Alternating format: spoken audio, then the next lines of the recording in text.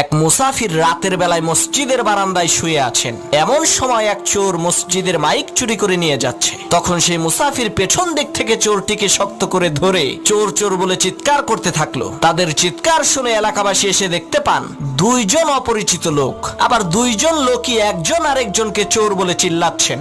আসলে চোরকে সেটা তো আর এলাকাবাসী জানে না। তখন এলাকাবাসী এই দুইজনকে এলাকার মাতব্বরের কাছে নিয়ে গেল।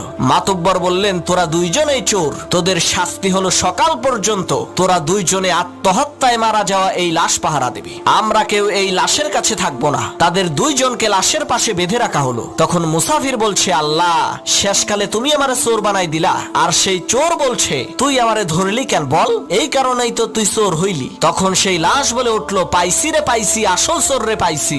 লাশের কথা শুনে চোর আর মুসাফির প্রচন্ড ভয় পেয়েছে। তখন লাশ বলে উঠলো, আমি মরি নাই, মরার ভান ধরেছিলাম আসল চোরকে ধরার জন্য।